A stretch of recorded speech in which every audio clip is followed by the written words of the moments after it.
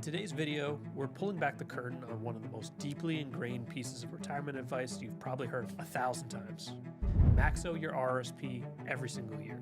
But what if we told you that following this advice blindly could actually be costing you thousands of dollars, possibly tens of thousands of dollars over your lifetime?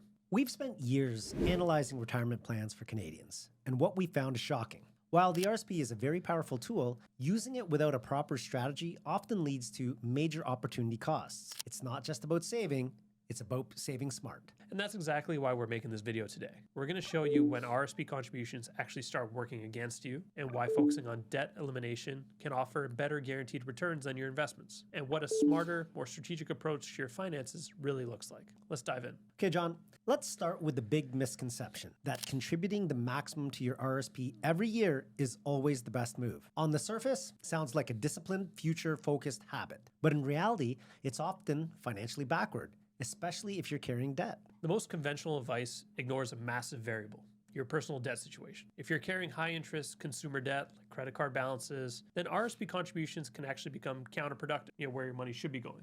Right. Well, why is this? It's because debt is costing you more in interest than you're likely earning in investment returns. And as the article we're referencing states, from a numbers perspective, it's always more financially sound to pay down the debt first. That's not opinion, that's just math. Yeah.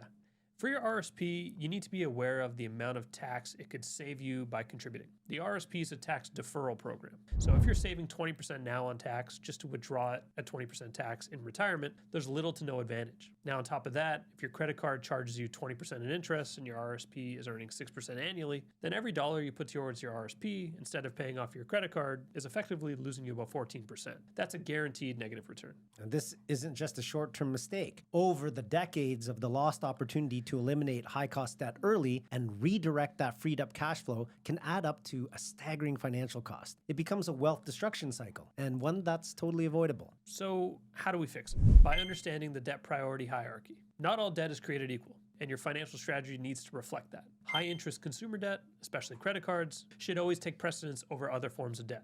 Why?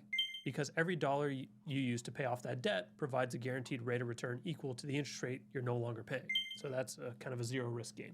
As I mentioned earlier, the article explains, servicing debt has a guaranteed rate of return in increased disposable income as the debt is reduced, whereas investing of any kind carries risk. It's simple logic, yet often overlooked. Now, what about mortgages and student loans? These fall into more of a gray area. They usually carry a much lower interest rate, and in the case of student loans, you might even get a tax deduction. That changes the calculation. When it comes to these lower interest debts, the strategy gets a little more personal. If your mortgage is locked in at 2%, but your RRSP is earning 6%, contributing might make more sense. But you still need to look at your full picture, including goals, income level, and risk tolerance. The article even suggests a hybrid approach. Contribute to your RRSP, use the tax refund generated to make an extra mortgage payment. It sounds balanced, but in practice, it often leads to scattered priorities and suboptimal financial results. Now that you understand these critical debt priority principles, click the link in the description to watch our short training video where we'll show you exactly how to implement a strategic approach that maximizes your overall financial position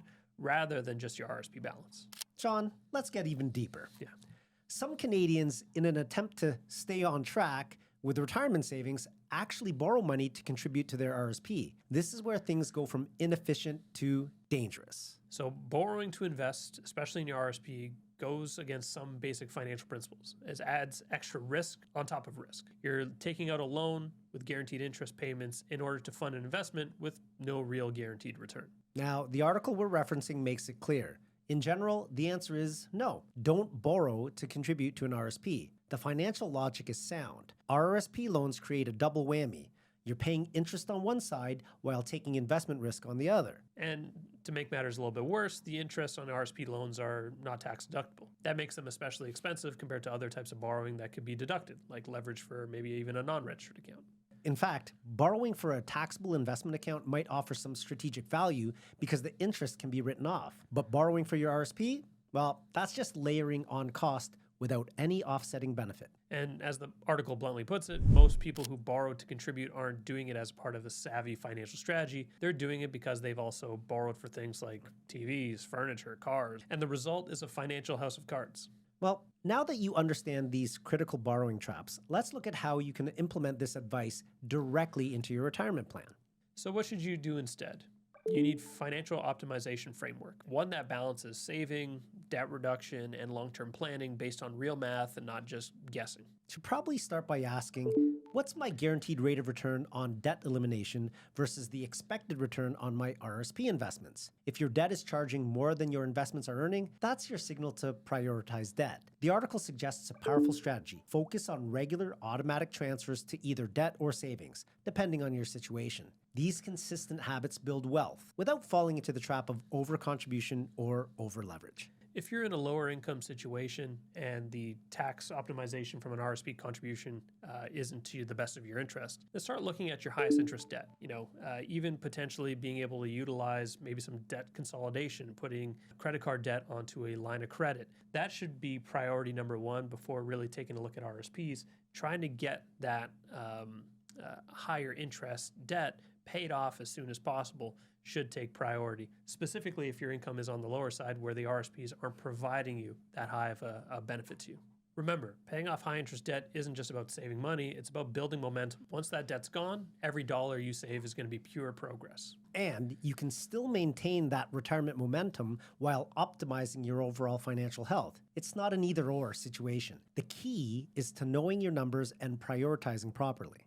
As the article wisely points out, saving for retirement is an important long-term goal, but it shouldn't take priority over paying down high-interest debt.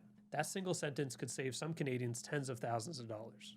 Well, that was a lot, John. Yeah. But now that you understand why oversaving your RSP can be financially counterproductive and how eliminating debt often provides a superior guaranteed return, you can take action with a truly optimized plan. The goal isn't to build the biggest RSP balance, it's to build the strongest financial position. If you want personalized guidance on how to do that, click the link in the description to watch our short training video. We'll show you exactly how to optimize your retirement plan in Canada. Thanks for watching, and we'll see you in the next video.